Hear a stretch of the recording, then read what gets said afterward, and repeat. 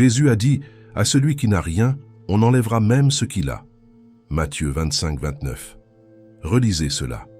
Celui qui a déjà reçoit plus et celui qui n'a rien perd même ce peu qu'il a. Cela ne ressemble pas à Dieu, cela ressemble au capitalisme sauvage. Cela ressemble à un système conçu pour écraser le faible. Et pourtant, Jésus l'a dit 3 fois, dans 3 contextes complètement différents. Matthieu 13, 12, Matthieu 25, 29, Luc 19, 26. 3 évangélistes l'ont rapporté. Ce ne fut pas un lapsus. Ce ne fut pas un mauvais jour. Ce fut un principe que Jésus considéra si important qu'il le répéta jusqu'à s'assurer que personne ne puisse l'ignorer. Et c'est là que cela devient inconfortable. Car si Jésus disait vraiment que Dieu donne plus à celui qui a déjà et enlève à celui qui n'a rien, alors la moitié de la planète aurait raison de rejeter le christianisme. Ce serait une religion qui célèbre l'inégalité. Mais il s'avère que cette phrase ne dit pas ce que vous croyez qu'elle dit, et ce qu'elle signifie réellement est bien plus troublant qu'une simple injustice économique. Il y a un mot grec dans ce verset qui change absolument tout. Et quand vous le comprendrez, vous lirez cette parabole comme si c'était la première fois. Mais avant d'arriver à ce mot, vous devez comprendre quelque chose que presque personne ne vous raconte. Ce qu'un talent représentait pour les personnes qui écoutaient Jésus ce jour-là. Car la réponse va détruire la lecture superficielle que vous avez entendue toute votre vie. Allons à l'essentiel. Aujourd'hui, nous disons « talent » et nous pensons à des compétences, chanter, prêcher, jouer de la guitare, parler en public. L'Église moderne a construit toute une théologie sur la découverte de vos talents basée sur cette parabole.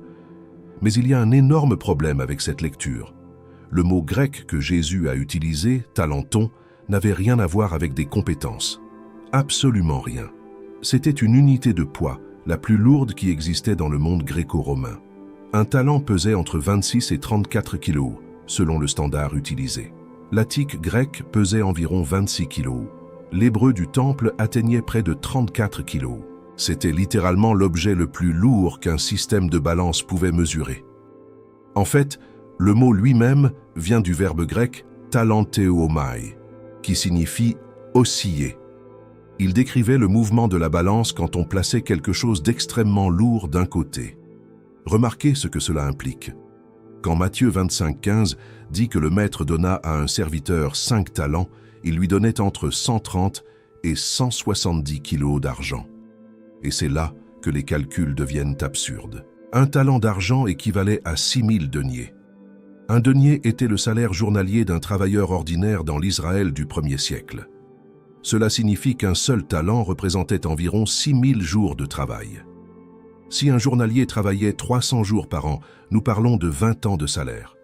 20 ans dans un seul talent. Le serviteur qui reçut 5 talents reçut l'équivalent de 100 ans de salaire d'un travailleur. Celui qui reçut 2 talents, 40 ans. Et celui qui reçut un talent, celui que tout le monde regarde avec mépris, reçut 20 ans de salaire d'un seul coup. Si vous le traduisiez en termes modernes, un talent d'argent aujourd'hui vaudrait entre 380 000 et 500 000 euros rien que pour la valeur du métal. Mais en pouvoir d'achat réel du 1er siècle, c'était incomparablement plus. Un journalier dans la Palestine romaine vivait au jour le jour. Il n'avait pas d'économie, pas de propriété, pas de marge. Un denier par jour nourrissait une famille pour un jour, avec un peu de chance. 20 ans de ce salaire donné d'un seul coup, c'était une somme que la plupart des personnes qui écoutaient Jésus ne verraient jamais de toute leur vie. C'était irréel. C'était comme raconter un conte de fées avec des nombres réels. Et je veux que vous remarquiez quelque chose de fascinant dans l'histoire des mots. Le mot « talent » en français, « talent » en anglais, « talento » en espagnol, ce mot que nous utilisons aujourd'hui pour parler de compétences naturelles vient directement de cette parabole. Le sens changea au Moyen Âge. Les théologiens médiévaux interprétèrent la parabole comme une allégorie sur les compétences que Dieu donne. Et peu à peu, le mot grec « talenton », qui était une unité de poids, devint le mot que nous utilisons pour capacité naturelle. C'est l'un des rares cas dans l'histoire des langues occidentales où une parabole de Jésus changea définitivement le sens d'un mot dans des dizaines de langues. Mais ironiquement, ce changement de sens affaiblit la parabole. Parce que quand vous lisez talent et pensez compétence, l'histoire devient inoffensive. Utilisez vos compétences pour Dieu. Quand vous comprenez qu'il s'agissait de fortunes colossales confiées à des esclaves sans garantie, l'histoire devient incendiaire. Vous lisez une histoire sur une confiance radicale, un risque absolu et une responsabilité écrasante. Pensez-y, 20 ans de travail confié entre les mains d'un esclave. Pas un associé, pas un ami, un esclave. Quel genre de maître fait cela? Quel genre de confiance dépose cela? La parabole commence par un acte de générosité si absurde que les auditeurs de Jésus auraient dû retenir leur souffle. Et il y a autre chose que vous devez savoir avant de continuer. Le texte dit dans Matthieu 25:15 qu'il distribua à chacun selon sa capacité. En grec, kata ten idian dynamin. Ce mot dynamis est la même racine que dynamite. Il signifie puissance, capacité, force. Il ne donnait pas au hasard. Il mesurait la capacité de chacun et donnait en proportion exacte de ce que chaque serviteur pouvait gérer. Celui qui reçut 5 talents n'était pas le favori. C'était celui qui avait la plus grande capacité opérationnelle. Et celui qui reçut un talent n'était pas le rejeté. C'était celui qui, selon l'évaluation du maître, pouvait gérer responsablement 20 ans de salaire. Cela reste une confiance énorme. Si vous pensez que cette parabole parle de découvrir si votre talent est de chanter ou de prêcher, vous venez de voir que vous lisez une histoire sur des millions, sur une confiance démesurée, sur un maître qui littéralement risque sa fortune entre les mains d'esclaves. Si cela a changé votre lecture de ce verset, partagez-le avec quelqu'un qui a toujours pensé que talent signifiait compétence. Ils ont besoin d'entendre cela. Et maintenant vient la partie qui va ébranler tout ce que vous croyez savoir sur le mauvais serviteur. Il y a quelque chose que presque personne ne remarque quand il lit cette parabole, le temps. Matthieu 25:19 dit « Après un long temps, le maître de ses serviteurs revint. » Un long temps. En grec, méta de polychronon. Ce ne fut pas un week-end, ce ne fut pas un mois. Ce fut une longue période indéfinie. Les serviteurs ne savaient pas quand ils reviendraient. Ils n'avaient pas de date d'échéance. Ils étaient seuls avec une fortune et une instruction implicite. Faites quelque chose avec cela. Et regardez ce que firent les 2 premiers. Matthieu 25:16 dit que celui qui reçut 5 talents s'en alla, les fit valoir. Le mot grec est ergazomai. Il travailla, se mit en mouvement, fit du commerce, prit des risques. Car c'est ce qu'impliquait le commerce au 1er siècle. Il n'y avait pas de banque d'investissement, pas de fonds mutuels, pas de filet de sécurité. Faire du commerce signifiait acheter des marchandises, les transporter, les vendre sur un autre marché, faire face aux voleurs sur la route, aux fluctuations des prix, aux sécheresses qui ruinaient des récoltes entières. C'était du risque pur. Et ce serviteur prit 5 talents, 100 ans de salaire et les mit en jeu. Le résultat, il doubla l'investissement. Et celui qui reçut 2 talents fit exactement la même chose. Il doubla. On ne dit pas que l'un fut plus brillant que l'autre. On ne dit pas que l'un eut une stratégie supérieure. Ce qu'on dit, c'est qu'ils agirent tous les deux. Tous deux firent bouger ce qui leur fut confié et remarquer quelque chose de crucial. Quand le maître revient, il ne leur demande pas combien ils ont gagné. Il leur dit à tous deux exactement les mêmes paroles. « C'est bien, bon et fidèle serviteur. Tu as été fidèle en peu de choses, je t'établirai sur beaucoup. » Matthieu 25:21 et 25:23. Les mêmes paroles identiques. Celui qui a 5 talents et celui qui a 2 talents reçoivent exactement la même approbation. Savez-vous ce que cela signifie? Que le critère n'était pas la quantité, c'était la fidélité, c'était l'action. C'était le fait qu'ils firent quelque chose avec ce qui leur fut donné. Et regardez le mot que le maître utilise, fidèle, en grec. Pistos est la même racine que pistis, la foi. Fidèle et foi sont de la même famille linguistique. Ce n'est pas une coïncidence. Dans la pensée grecque du Nouveau Testament, la fidélité ne se mesure pas par les résultats, elle se mesure par la disposition à agir en confiance en celui qui vous a envoyé. Ces 2 serviteurs n'avaient pas de garantie de succès. Ils auraient pu tout perdre. Le commerce du 1er siècle n'avait pas de police d'assurance. Et pourtant, ils agirent. Pourquoi? Parce qu'ils faisaient confiance à leur maître. Ils connaissaient son caractère. Ils savaient qu'il était généreux. Il venait de confier une fortune absurde à des esclaves, et ils répondirent à cette générosité par l'action. Maintenant, préparez-vous, car ce qui suit est l'endroit où la parabole explose. Matthieu 25, 24, 25. Celui qui n'avait reçu qu'un talent s'approcha et dit « Seigneur, je savais que tu es un homme dur, qui moissonne où tu n'as pas semé, et qui amasse où tu n'as pas vanné. J'ai eu peur, et je suis allé cacher ton talent dans la terre. Voici, tu as ce qui est à toi. » Lisez cela lentement.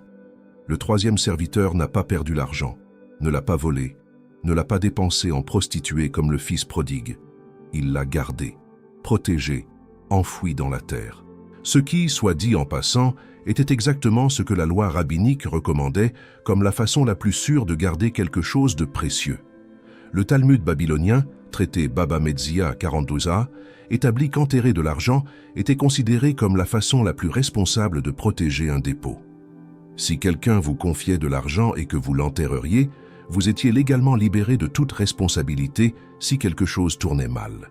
Le troisième serviteur fit ce qui était juste selon la tradition. Mais remarquez ce qu'il dit d'abord avant d'expliquer ce qu'il a fait. Il dit « Je savais que tu es un homme dur ». En grec, scléros, dur, sévère, rude, c'est le même mot d'où vient sclérose, le durcissement. Ce serviteur voit son maître comme quelqu'un de rigide, d'impitoyable, d'exploiteur. Tu moissonnes où tu n'as pas semé, tu amasses où tu n'as pas vanné. Tu prends des bénéfices du travail d'autrui. Tu te bénéficies sans contribuer. Entendez-vous ce qu'il fait? Il définit le caractère de son maître selon sa propre peur, non selon les preuves. Car les preuves disent le contraire. Le maître vient de confier une fortune colossale à des esclaves sans leur demander de garantie, sans contrat, sans garantie. Est-ce que c'est ce que fait un homme dur? Un homme dur ne donne pas 20 ans de salaire à un esclave en disant « fais quelque chose avec cela ». Un homme dur vous surveille, vous contrôle, vous impose des conditions. Ce maître fit exactement le contraire. Il partit, leur donna une liberté totale et leur fit confiance. Mais le troisième serviteur ne vit pas cela. Il vit ce que sa peur lui permettait de voir. Et voici le mot grec qui change tout. Matthieu 25, 25. « Ephobétan, j'ai eu peur ». Cela vient de phobos, la racine de phobie. Ce n'est pas une crainte révérentielle, ce n'est pas une prudence avisée, c'est une terreur paralysante, le type de peur qui vous fige, qui vous empêche d'agir, qui transforme la générosité en menace. Et voici la clé de toute la parabole. Le problème du troisième serviteur ne fut pas qu'il reçut peu, ce ne fut pas qu'il était moins capable, ce ne fut pas que le système était injuste, le problème fut sa perception du maître. Il voyait un tyran là où il y avait un bienfaiteur. Il voyait de l'exploitation là où il y avait de la générosité. Et cette perception déformée le conduisit à l'inaction. Il ne fit rien, non pas parce qu'il ne pouvait pas, mais parce que son image de Dieu était brisée. Si quelqu'un vous a dit que cette parabole parle d'utiliser vos talents pour Dieu, il est resté à la surface. Cette parabole parle de comment votre image de Dieu détermine votre vie entière. Imaginez la scène. Il fait nuit. Le troisième serviteur est seul dans la cour de la maison de son maître. Dans ses mains, il a un paquet enveloppé dans un tissu qui pèse plus de 26 kilos, de l'argent pur. Il sent le froid du métal à travers le tissu. Il regarde autour de lui. Il n'y a personne. Il s'agenouille dans un coin de la cour, derrière la citerne, et commence à creuser avec ses mains. La terre est sèche, elle lui coupe les doigts. Il creuse jusqu'à ce que le trou soit assez profond. Il dépose le paquet, le recouvre de terre, l'aplanit avec ses paumes, s'essuie les mains sur sa tunique et pour la première fois depuis des semaines, il respire tranquillement. Il croit qu'il vient de faire ce qui est juste. Il croit que quand le maître reviendra, il verra un serviteur prudent qui n'a rien perdu. Il ne sait pas qu'il vient de creuser sa propre condamnation, car le problème n'a jamais été la terre. Le problème fut la peur qui le mit à genoux dans la cour au lieu de le mettre debout sur le marché. Si cette image vous a mis mal à l'aise, c'est parce que vous avez reconnu quelque chose. Aimez cette vidéo si vous avez ressenti cela, car ce qui suit va expliquer pourquoi ce serviteur voyait son maître de cette manière, et cela a à voir avec quelque chose qui se passe aujourd'hui dans des milliers d'églises. Maintenant, regardez la réponse du maître, car elle est dévastatrice. Matthieu 25, 26, 27. Son maître lui répondit, « Serviteur mauvais et paresseux, tu savais que je moissonne où je n'ai pas semé et que j'amasse où je n'ai pas vanné. Il fallait donc que tu remettes mon argent au banquier et à mon retour, j'aurais retiré ce qui est à moi avec un intérêt. Il y a quelque chose de brillant ici que la plupart ne voient pas. Le maître ne corrige pas la description que le serviteur fait de lui. Il ne dit pas « Non, tu te trompes, je ne suis pas dur ». Ce qu'il fait est bien plus intelligent. Il lui dit « Même si j'étais ce que tu dis que je suis, même si j'étais un homme dur qui moissonne où il n'a pas semé, ton inaction reste inexcusable, car si vraiment tu me craignais tant, tu aurais fait au moins le minimum, donner mon argent au banquier pour gagner des intérêts. » En grec, le mot traduit par banquier est trapézité, de trapéza, qui signifie littéralement table. Les trapézités étaient les changeurs qui opéraient avec des tables sur les places publiques du monde gréco-romain. Ils donnaient des intérêts modérés sur les dépôts. C'était l'investissement le plus basique, le plus sûr, le plus passif qui existait. Ils ne demandaient même pas d'effort, seulement d'apporter l'argent et de le laisser. Le maître dit « Je ne t'ai pas demandé d'être un génie financier. Je ne t'ai pas demandé de doubler l'investissement comme les deux autres. Je t'ai demandé de faire quelque chose, n'importe quoi, le minimum, et tu n'as même pas fait cela. » Et maintenant, remarquez les deux mots qu'il utilise pour décrire le serviteur. Mauvais, en grec, poneros. Ce n'est pas incompétent, ce n'est pas stupide. C'est moralement mauvais, pervers. Le même mot qui est utilisé pour le malin dans Matthieu 6, 13, « Délivre-nous du mal », poneros. Paresseux. Ce mot est fascinant. Il vient de oknéo, qui signifie « se recroqueviller ». Il décrit quelqu'un qui se recroqueville devant l'action, qui recule, qui se rétracte. Ce n'est pas une simple paresse, c'est la décision consciente de ne pas agir par peur de l'échec. C'est la lâcheté déguisée en prudence. Jésus ne condamne pas la pauvreté, ne punit pas celui qui a peu. Il condamne l'inaction motivée par une image déformée de Dieu. Le serviteur ne fut pas puni pour être pauvre. Il fut puni pour avoir transformé sa peur en excuse et son excuse en paralysie. Et cela m'amène à quelque chose que l'Église moderne a presque complètement ignoré. Le contexte économique dans lequel Jésus raconte cette histoire. Car quand vous comprenez comment fonctionnait l'économie du 1er siècle en Palestine, la parabole devient 10 fois plus radicale. L'Israël de Jésus était une économie agraire sous occupation romaine. 90% de la population vivait dans ce que nous appellerions aujourd'hui une pauvreté extrême. La terre cultivable était concentrée entre les mains d'une minuscule élite propriétaire terrienne. Les paysans travaillaient comme journaliers, mistotos en grec, gagnant un denier par jour quand il y avait du travail. Quand il n'y en avait pas, ils ne mangeaient pas. Il n'y avait pas d'assurance chômage, pas d'économie, pas de mobilité sociale. On naissait pauvre et on mourait pauvre, avec de rares exceptions. Dans ce contexte, l'idée que quelqu'un confie à un esclave l'équivalent de 20, 40 ou 100 ans de salaire d'un journalier était absolument insensée. L'auditoire de Jésus aurait réagi à cette prémisse la bouche ouverte, non pas avec la naturalité avec laquelle nous lisons 5 talents, comme s'il s'agissait de 5 pièces. C'était comme si quelqu'un arrivait aujourd'hui à un employé au salaire minimum et lui disait « Tiens, voici 2 millions d'euros, fais quelque chose avec. Je reviens quand je reviens. » La disproportion entre la condition du serviteur et ce qui lui est confié est intentionnellement absurde. Et cette absurdité est le point. Jésus dit « Ce que Dieu te confie est disproportionné par rapport à ce que tu mérites. Tu ne le reçois pas par mérite, tu le reçois par grâce. Et cette grâce demande une réponse. » Mais il y a autre chose sur l'économie du 1er siècle qui rend l'action des 2 premiers serviteurs encore plus extraordinaire. Il existait dans le monde méditerranéen antique ce que les anthropologues Bruce Malina et Richard Rohrbaugh appellent le concept du bien limité. Dans cette vision du monde, la richesse était un gâteau fini. Si tu gagnais plus, quelqu'un perdait nécessairement. Le concept de créer de la richesse n'existait pas, seulement de la redistribuer. Gagner revenait essentiellement à prendre à un autre. Les personnes honorables ne cherchaient pas à accumuler. Celles qui le faisaient étaient automatiquement vues comme des exploiteuses. Cela signifie que quand les 2 premiers serviteurs sortent pour négocier, ergazomai, ils font quelque chose de culturellement risqué. non seulement ils risquent l'argent, ils risquent leur réputation sociale, ils risquent d'être vus comme des voleurs ou des exploiteurs. Ils agissent contre le consensus culturel de leur temps, et cela rend leur action encore plus impressionnante. Non seulement ils investirent financièrement, ils rompirent avec le système de pensée dominant. Ils agirent différemment de ce que leur culture attendait d'eux. Voyez-vous l'application ?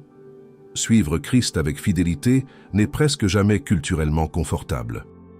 Cela implique presque toujours faire quelque chose que votre environnement ne comprend pas, n'approuve pas ou ne valorise pas. Et le troisième serviteur fit exactement ce que sa culture aurait applaudi. Il fut prudent. Il ne risqua rien.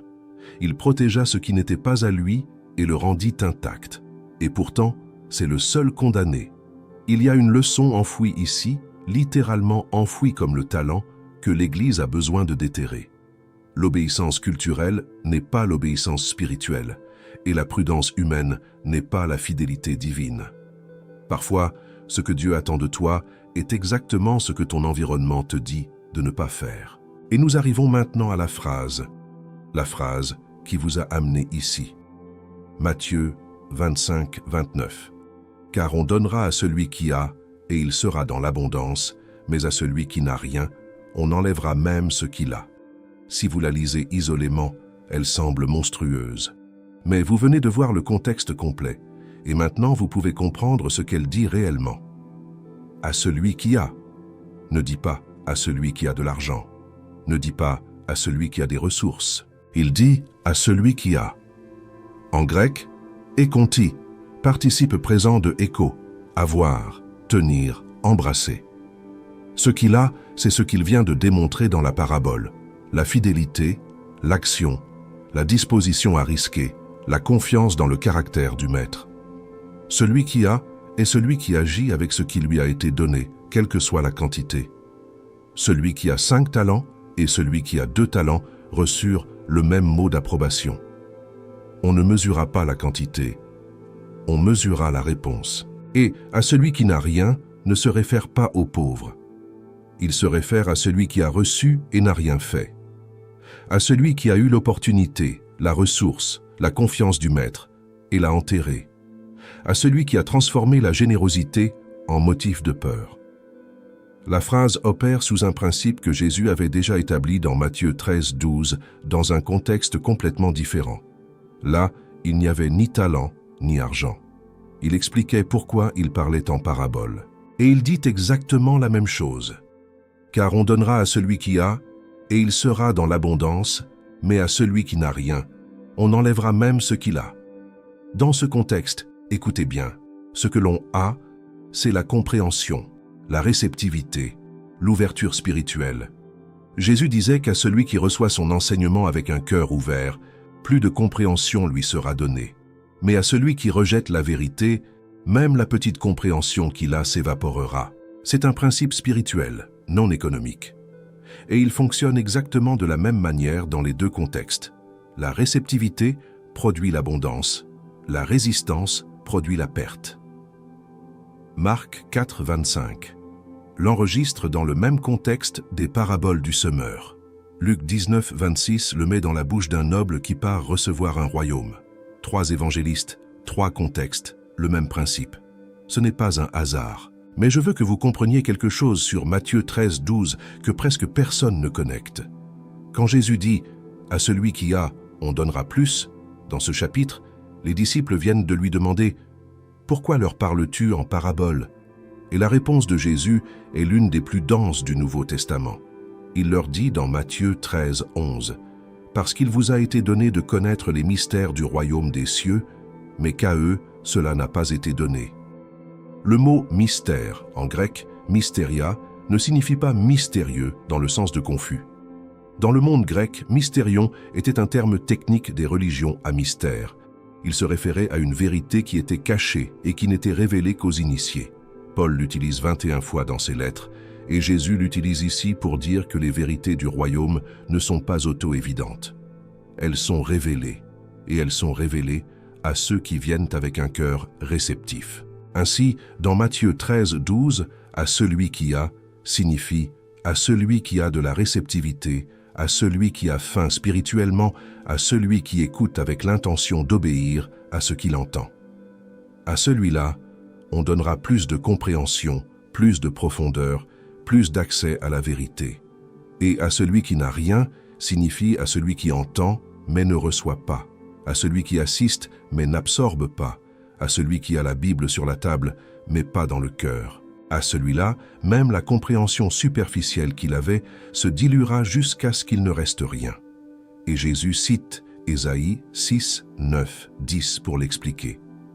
Vous entendrez de vos oreilles et vous ne comprendrez point. Vous regarderez de vos yeux et vous ne verrez point. Ésaïe écrivit cela 700 ans plus tôt et Jésus l'applique à sa propre génération. Des gens qui voient des miracles et ne perçoivent pas, qui entendent des enseignements et ne comprennent pas. Non pas parce qu'il leur manque d'intelligence, mais parce qu'il leur manque de réceptivité, parce qu'ils ont endurci leur propre cœur. Et l'endurcissement produit un cycle descendant. Moins tu reçois, moins tu as la capacité de recevoir. C'est exactement le principe de « à celui qui n'a rien, on enlèvera même ce qu'il a », opérant en temps réel dans la dimension de la compréhension spirituelle. C'est comme un muscle qui ne s'exerce pas. Si tu cesses de marcher, les muscles de tes jambes s'atrophient. Non pas parce que tes jambes te détestent, mais parce que c'est la nature des muscles.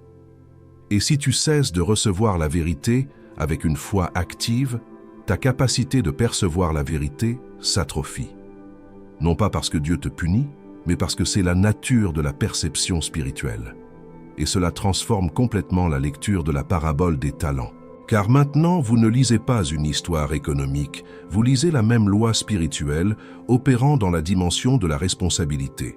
Le principe qui, dans Matthieu 13, fonctionne avec la compréhension, dans Matthieu 25, fonctionne avec l'action, et dans Luc 19, fonctionne avec la loyauté envers le roi qui vient. Ce sont trois manifestations du même principe fondamental du royaume. Utilise ce que tu as, ou tu le perdras. Et ce que je vais vous montrer maintenant connecte tout cela à un événement historique réel que les auditeurs de Jésus connaissaient parfaitement et qui donne à cette parabole une dimension politique que personne ne vous a enseignée à l'école du dimanche. Mais il y a autre chose dans la version de Luc que vous devez entendre, car elle ajoute une couche que Matthieu n'inclut pas, et cette couche connecte la parabole à un événement historique que les auditeurs de Jésus connaissaient parfaitement. Luc 19, 11 dit que Jésus raconta cette parabole parce qu'il était près de Jérusalem et qu'il pensait que le royaume de Dieu allait se manifester immédiatement. La foule s'attendait à ce que Jésus entre à Jérusalem et établisse le royaume maintenant. Et Jésus répond par une histoire sur un noble qui part dans un pays lointain pour recevoir un royaume et puis revenir. Ceux qui écoutaient cela à Jéricho n'avaient pas besoin que quelqu'un leur explique la référence. Ils savaient exactement de qui il parlait. En l'an 4 avant Jésus-Christ, à peine 3 décennies plus tôt, Hérode le Grand était mort. Son fils Archélaos fut désigné comme successeur sur la Judée, la Samarie et l'Idumée. Mais pour être officiellement confirmé, Archélaos devait voyager à Rome et recevoir l'approbation de l'empereur Auguste. Et c'est exactement ce qu'il fit. Mais voici le détail que Jésus utilise comme base de sa parabole. Selon l'historien juif Flavius Joseph, Antiquité juive 17 299 314, une délégation de 50 dirigeants juifs voyagea également à Rome pour se présenter devant César et le supplier de ne pas donner le royaume à Archélaos. Ils l'accusèrent de cruauté, d'avoir massacré 3000 juifs pendant une célébration de Pâques avant même d'être confirmé comme roi. Et plus de 8000 juifs vivant à Rome se joignirent à la protestation au palais.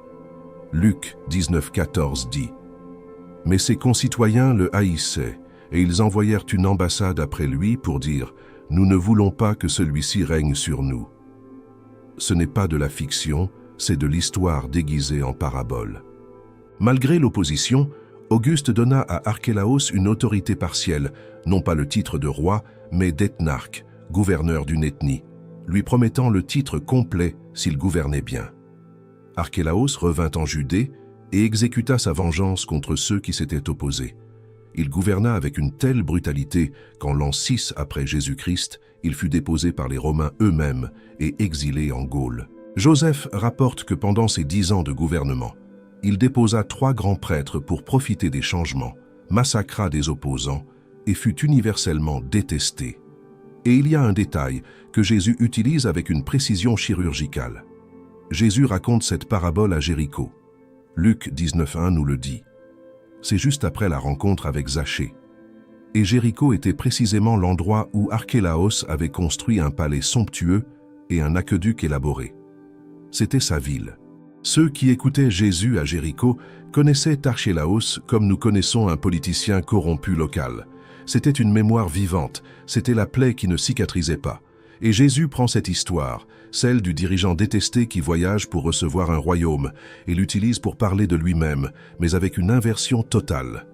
Archélaos était brutal, vindicatif, impitoyable. Jésus est le noble qui confie sa fortune à ses serviteurs, qui leur fait confiance, qui ne les menace pas avant de partir. La parabole fonctionne par contraste. Les auditeurs penseraient, si même Archélaos, le tyran, s'attendait à ce que ses serviteurs produisent quelque chose avec ce qu'il leur a donné, combien plus le vrai Messie attendra-t-il de la productivité des siens? Et Luc 19:27 inclut une ligne que Matthieu n'a pas. Quant à mes ennemis, ceux qui n'ont pas voulu que je règne sur eux, amenez-les ici et tuez-les devant moi. Cette ligne est effrayante et son écho historique est direct. Quand Archélaos revint de Rome avec le pouvoir, il exécuta ses ennemis.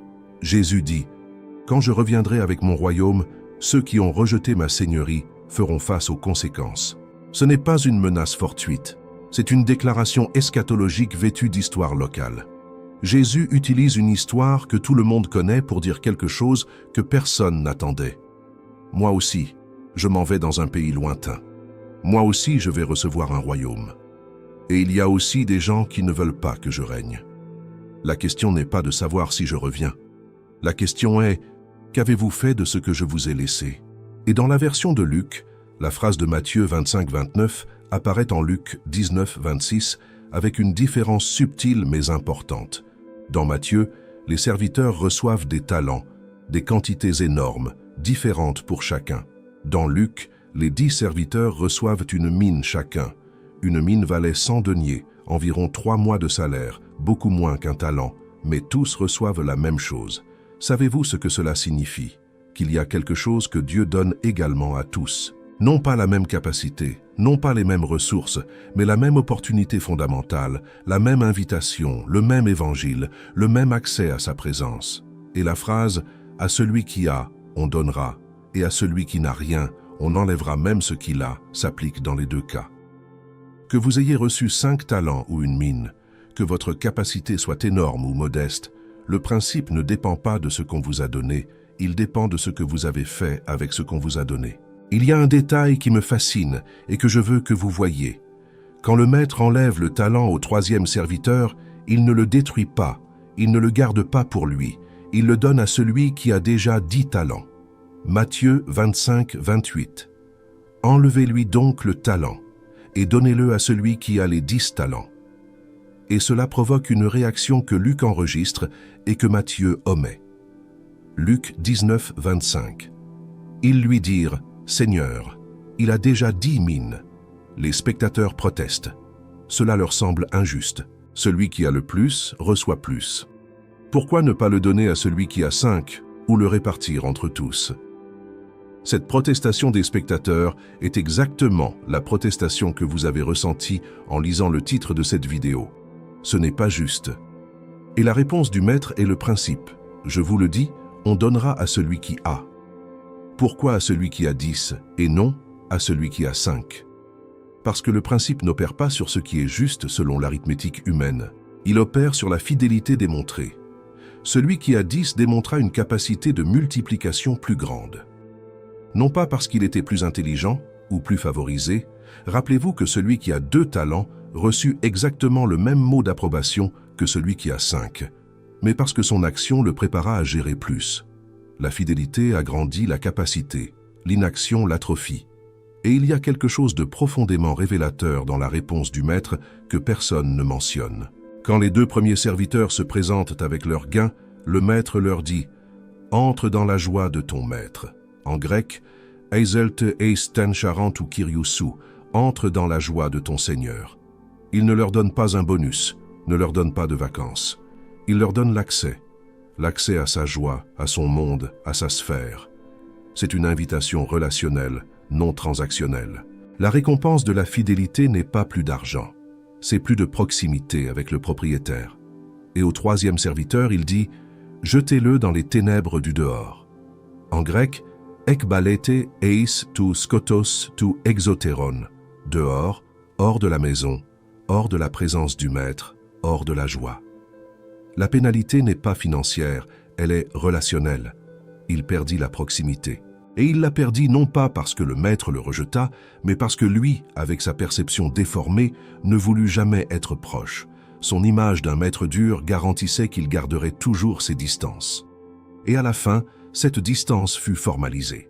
Cela fait peur, car cela suggère que l'image que vous avez de Dieu n'affecte pas seulement votre comportement, elle détermine votre destin. Si vous voyez Dieu comme un tyran qui va vous punir pour chaque erreur, vous vivrez paralysé. Et si vous vivez paralysé, l'inaction vous éloignera progressivement de lui jusqu'à ce que la séparation soit totale. Non pas parce que Dieu s'est éloigné, mais parce que vous ne vous êtes jamais approché. C'est comme un muscle. Si vous l'exercez, il grandit. Si vous le laissez inactif, il s'atrophie. Non pas parce que le muscle est mauvais, mais parce que la nature du muscle est de grandir quand il est utilisé et de se détériorer quand il ne l'est pas. Jésus ne décrit pas un châtiment arbitraire, il décrit une loi spirituelle qui opère comme les lois naturelles. La foi qui s'exerce se renforce. La foi qui s'enterre meurt. Et c'est exactement ce qu'il dit dans un autre contexte, un qui connecte tout parfaitement. Dans Matthieu 13,12, la même phrase apparaît quand les disciples demandent pourquoi il parle en parabole. Et Jésus répond qu'à celui qui a déjà de la réceptivité, plus de compréhension lui sera donnée. Mais à celui qui entend sans recevoir, même ce qu'il croit comprendre, lui échappera. C'est le même principe opérant dans 3 dimensions, dans la compréhension spirituelle, Matthieu 13, dans la responsabilité active, Matthieu 25, et dans la fidélité au roi qui vient, Luc 19. 3 paraboles, 3 contextes, un seul principe, ce qui ne s'utilise pas se perd. Et si vous avez besoin d'une illustration de comment cela fonctionne dans la vie réelle, la Bible vous en a déjà donné plusieurs. Commençons par le peuple d'Israël dans le désert. Dieu leur donna la manne, Exode 16:4, chaque matin, fraîche, gratuite, miraculeuse. Mais avec une condition, recueillez-en pour aujourd'hui, n'en gardez pas pour demain. Moïse le leur dit explicitement, Exode 16:19. Et ceux qui essayèrent de garder de la manne en trop, ceux qui dirent « je préfère m'assurer », Exode 16:20, dit qu'au matin, elle était pourrie, pleine de vers, et puait. La provision divine ne se stocke pas, elle s'utilise. Elle se consomme aujourd'hui avec la foi qu'il y en aura plus demain. La manne qui s'utilisait nourrissait, la manne qui se gardait pourrissait. Le talent qui s'investissait se multipliait, le talent qui s'entourait se perdait. C'est le même principe traversant toute l'Écriture comme un fil invisible. Et il y a un deuxième exemple qui est encore plus révélateur. Dans 2 Rois 4, 1-1-7, une veuve du groupe des prophètes arrive en pleurant à Élisée. Son mari est mort, elle a des dettes, le créancier vient pour emmener ses 2 fils comme esclaves. Et Élisée lui demande « Qu'as-tu dans ta maison ?» Elle répond « Ta servante n'a rien du tout dans sa maison, qu'un peu d'huile. » Presque rien. Élisée ne lui dit pas « Tu as si peu, je ne peux pas t'aider. » Il lui dit exactement le contraire. « Va, emprunte des vases chez tous tes voisins, des vases vides, et n'en emprunte pas peu. Puis entre, ferme la porte sur toi et sur tes filles, et verse de l'huile dans tous ces vases. » Et elle obéit. Et l'huile ne cessa de couler, jusqu'à ce qu'il n'y ait plus de vases. Quand ils furent épuisés, l'huile s'arrêta. 2 Rois 4-6. Entendez-vous ce qui s'est passé? L'huile se multiplia en proportion de la foi de la veuve, mesurée par le nombre de vases qu'elle se procura. Si elle avait eu 2 vases, elle aurait eu de l'huile pour 2. Si elle en avait eu 100, elle aurait eu de l'huile pour 100. La limitation ne se trouvait pas dans la provision de Dieu, elle se trouvait dans la capacité qu'elle prépara pour la recevoir. Plus elle chercha de vases, plus elle reçut. Quand elle cessa de chercher, le flux s'arrêta. À celui qui a, on donnera plus. Plus de vases, plus d'huile, plus d'action, plus de provision, plus de foi, plus de révélation. Et il y a un 3e exemple qui est dévastateur. Dans 2 Rois 13, 14, 19, le prophète Élisée est sur son lit de mort. Il appelle le roi Joas d'Israël et lui dit de prendre son arc et de frapper le sol avec des flèches. Le roi frappe 3 fois et s'arrête, et Élisée se met en colère et lui dit « Il fallait frapper 5 ou 6 fois. Tu aurais détruit la Syrie complètement. Maintenant, tu ne la vaincras que 3 fois. » Le roi fit quelque chose, mais ne fit pas assez. Il s'arrêta trop tôt. Il agit à moitié, et cette tiédeur lui coûta une victoire incomplète. L'intensité de ton action détermine l'ampleur de ton résultat. Joas n'échoua pas par manque d'opportunité, il échoua par manque d'intensité. Il avait les flèches, il avait le prophète, il avait la promesse divine. Et il frappa 3 fois quand il aurait dû frapper jusqu'à ce que le prophète lui dise « Arrête ». Sa modération n'était pas de la prudence, c'était de la médiocrité. Et la médiocrité se paie toujours. Voyez-vous le schéma? La manne qui se garde pourrit. Les vases qui ne se cherchent pas limitent l'huile. Les flèches qui ne s'utilisent pas limitent la victoire. Les talents qui s'entourent se perdent. Ce n'est pas que Dieu punit la faiblesse, c'est que la tiédeur et l'inaction ont des conséquences naturelles que même la grâce n'annule pas. Non pas parce que Dieu est dur, sclérose, mais parce que les lois spirituelles fonctionnent aussi constamment que la gravité. Maintenant, je veux que vous voyiez quelque chose qui connecte cette parabole avec celle qui vient immédiatement après, car la plupart des prédicateurs les séparent, et ils ne devraient pas. Matthieu 25, 29, « À celui qui n'a rien, on enlèvera même ce qu'il a », se trouve dans la parabole des talents. Et à peine 2 versets plus loin, dans Matthieu 25, 31, commence le jugement des nations. Quand le Fils de l'homme viendra dans sa gloire, il sera assis sur le trône de sa gloire. Toutes les nations seront rassemblées devant lui. Jésus passe directement des talents au jugement final, sans pause, sans transition. Et dans le jugement, la question qui sépare les brebis des boucs n'est pas théologique. As-tu cru correctement? Elle est pratique. As-tu fait quelque chose? Matthieu 25, 35, 36. J'ai eu faim, et vous m'avez donné à manger. J'ai eu soif, et vous m'avez donné à boire. J'étais étranger, et vous m'avez recueilli. J'étais nu, et vous m'avez vêtu. J'étais malade, et vous m'avez visité. J'étais en prison, et vous êtes venus vers moi. Entendez-vous la connexion? Dans la parabole des talents, le critère du jugement est l'action versus l'inaction. Dans le jugement des nations, le critère est exactement le même. Et les boucs, les condamnés, disent dans Matthieu 25, 44, « Seigneur, quand avons-nous vu affamé, ou assoiffé, ou étranger, ou nu, ou malade, ou en prison, et ne t'avons-nous pas assisté ?» Leur péché n'était pas la cruauté, leur péché était l'omission. Ils ne firent rien, exactement comme le 3e serviteur. Ils eurent l'opportunité devant eux, ils eurent les ressources, ils eurent la capacité, et ils n'agirent pas. Le 3e serviteur enterra un talent, les boucs enterrèrent la compassion. Le principe est identique. Ce qui t'est donné et n'est pas utilisé devient un témoignage contre toi. Si vous venez de connecter ces 2 paraboles pour la première fois, abonnez-vous, car c'est ce que nous faisons ici, déterrer ce qui se trouve sous le texte que vous croyez connaître. Jacques 4, 17 le dit sans parabole, sans métaphore, en langage direct. Celui donc qui sait faire ce qui est bien et qui ne le fait pas, commet un péché. Le péché d'omission. L'inaction est aussi grave que le péché de commission. Peut-être plus, car celui qui pêche activement reconnaît au moins qu'il est dans le jeu. Celui qui ne fait rien devient un spectateur de sa propre vie, attendant que la responsabilité se dissolve avec le temps. Et cela nous amène à la révélation la plus inconfortable de toute la parabole. Car le 3e serviteur n'était pas un athée, n'était pas un ennemi du maître. Il était l'un de ses serviteurs. Il était à l'intérieur de la maison. Il avait été choisi. On lui avait confié quelque chose. Et pourtant, il ne fit rien. Savez-vous qui devrait le plus craindre cette parabole?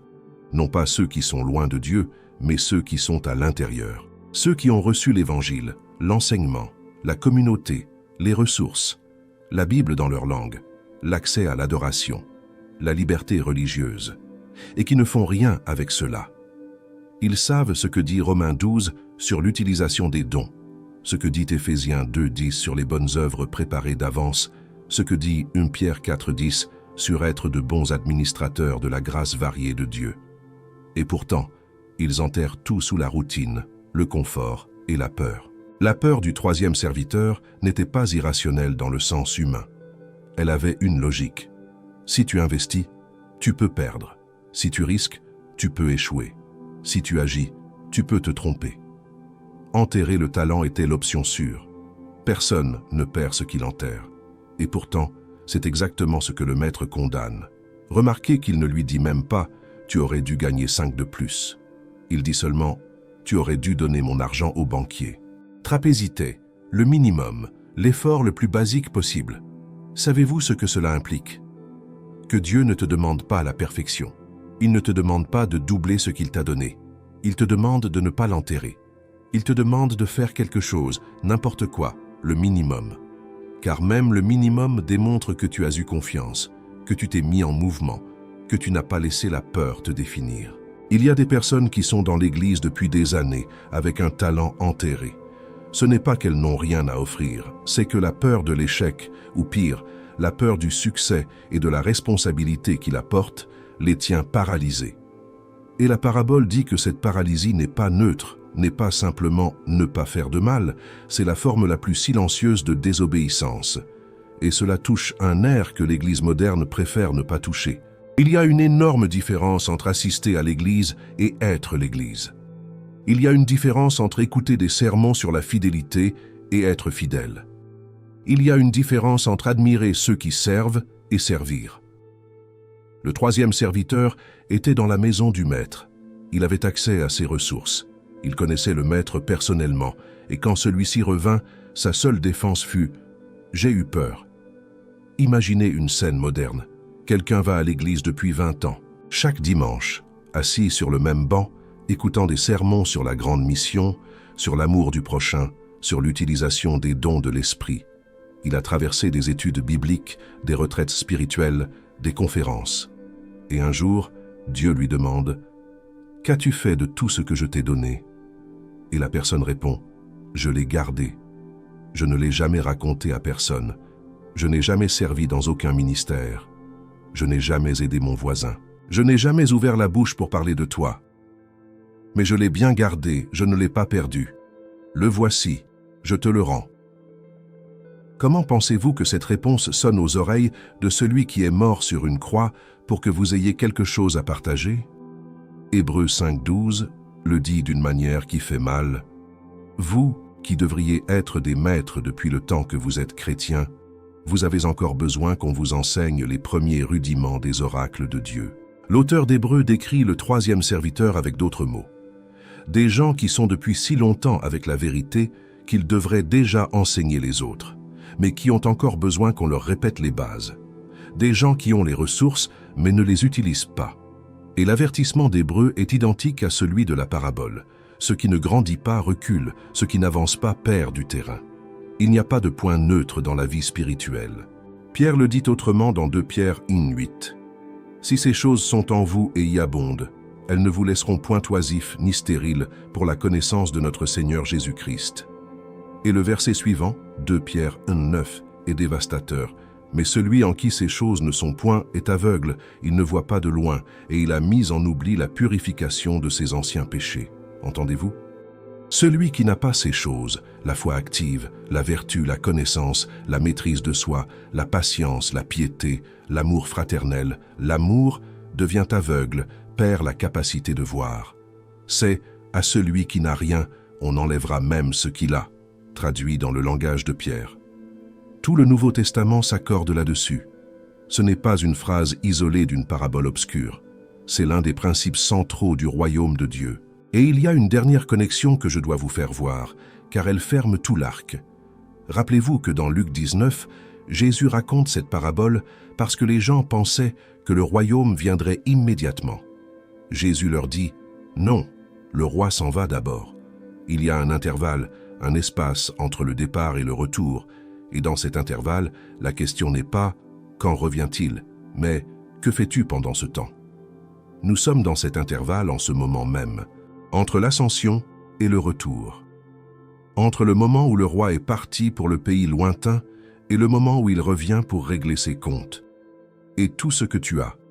Ta vie, ta foi, tes ressources, tes relations, ta compréhension des Écritures, ton temps sur cette terre sont des mines et des talents qui ne t'appartiennent pas. Ils sont en prêt, et le propriétaire revient. Et il y a quelque chose que Jésus a dit ailleurs qui connecte cela d'une manière effrayante. Luc 12, 48. À qui l'on a beaucoup donné, on demandera beaucoup, et à qui l'on a beaucoup confié, on réclamera davantage. La responsabilité grandit avec la révélation. Si tu n'as jamais entendu l'Évangile, le bâton est un. Si tu l'as entendu une fois, le bâton est un autre. Mais si tu l'as entendu 1000 fois, si tu as la Bible dans ta langue, des prédicateurs dans ton téléphone, des églises à chaque coin de rue, des livres théologiques à un clic de distance, le bâton est très haut, car tout cela, ce sont des talents. Tout cela, c'est ce que le Maître a laissé entre tes mains avant de partir. Et pensez à ceci. Nous vivons dans la génération avec le plus d'accès à la vérité biblique dans toute l'histoire humaine. Plus de traductions, plus de commentaires, plus de ressources, plus de liberté religieuse que toute génération précédente. Les croyants du 1er siècle n'avaient pas de Nouveau Testament complet. Les croyants du 14e siècle n'avaient pas de Bible dans leur langue. Les croyants en Chine et en Iran risquent encore leur vie pour avoir une copie des Écritures. Et nous avons 5 Bibles à la maison, 3 applications sur le téléphone et des podcasts de théologie en conduisant au travail. Combien de talents est-ce? Combien de mines? Si le serviteur à un seul talent fut condamné pour avoir enterré sa ressource, qu'attend-on de la génération qui a plus de ressources spirituelles qu'aucune autre et qui fait moins avec elle que presque n'importe quel autre? Je ne dis pas cela pour produire de la culpabilité. Je dis cela parce que la parabole ne demande pas la perfection, elle demande le mouvement. Elle demande que tu fasses quelque chose, n'importe quoi. Au moins, donne l'argent au banquier. L'effort minimum. Prie 5 minutes si tu ne peux pas prier 30. Lis un verset si tu ne peux pas lire un chapitre. Sers une personne si tu ne peux pas en servir 100.